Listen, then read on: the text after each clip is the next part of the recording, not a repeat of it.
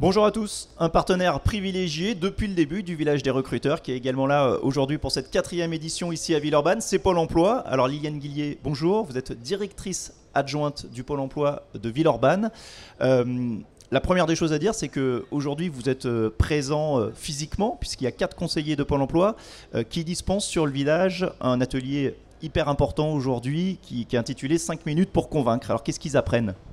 Bonjour tout d'abord.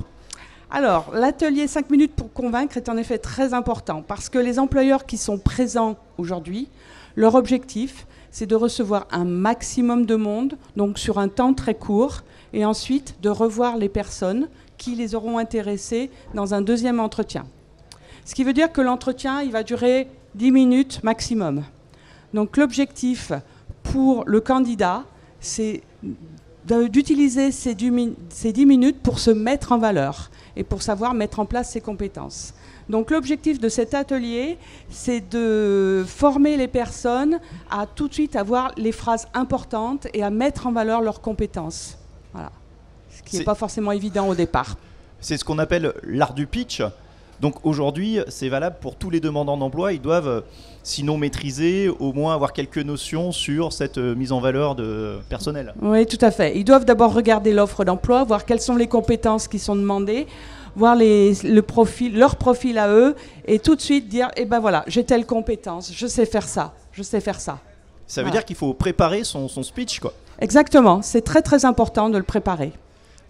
Juste en quelques mots, puisqu'on en parle, est-ce que déjà vous pouvez nous donner quelques conseils pratiques à faire et à ne pas faire quand on rencontre un recruteur pour la première fois ? Donc, première chose, c'est la préparation. D'abord, je regarde l'offre d'emploi. Qu'est-ce que demande l'employeur ? Ensuite, je compare sur mes compétences et je fais mes phrases types. Je prépare des phrases types où je mets en valeur mes compétences qui correspondent à ce que l'employeur recherche, dès les premières phrases. Et pas avoir de phrases où il n'y a pas de sens. Où, on voit beaucoup de personnes qui disent « je m'appelle, j'ai telle formation, j'habite à tel endroit ». Ça sert à rien. C'est rentrer tout de suite dans le vif du sujet en disant « voilà, j'ai telle expérience professionnelle, j'ai telle compétence professionnelle et vous cherchez quelqu'un qui doit faire ça et je sais faire ça, ça ». Voilà. Et ça, il faut vraiment le préparer parce que ce n'est pas simple de se mettre en valeur en 10 minutes.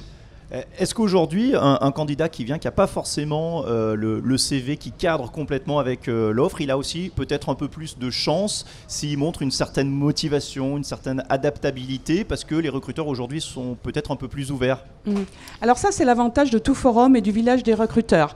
C'est-à-dire que pour le demandeur d'emploi, l'avantage, c'est qu'il n'y aura pas la barrière du CV et qu'il va rencontrer en direct l'entreprise. Ça, c'est une première chose. Et pour l'employeur, c'est rencontrer des personnes où il aurait peut-être pas, qu'il n'aurait pas forcément reçu au vu du CV.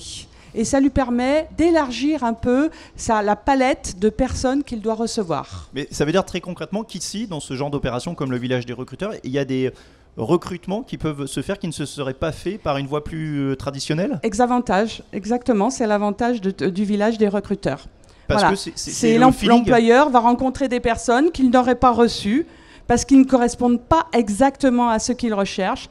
Et puis finalement, dans le cadre de l'entretien, il va se rendre compte que ces personnes, finalement, elles pourraient peut-être faire l'affaire.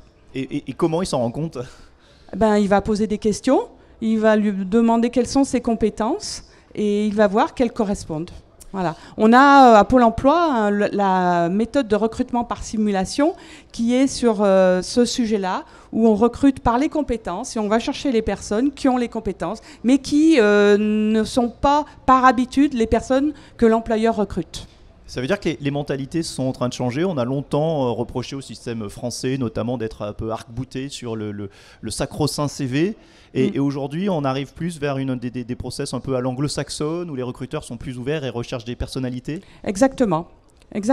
On voit aussi que beaucoup d'employeurs, 50% des employeurs nous disent « moi, je suis prêt à recruter une personne, mais je veux qu'elle ait un savoir-être ». Alors, ce qu'on appelle savoir-être, c'est la capacité d'adaptation, c'est la capacité à travailler en équipe, c'est la ponctualité, des choses comme ça.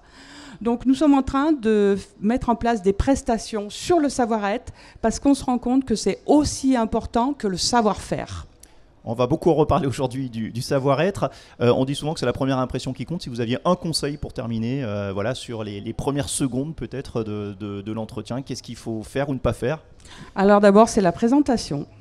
Ça a l'air de rien, mais quand on voit une personne, on a déjà une idée sur elle, qu'on le veuille ou pas. Ça, c'est une première chose.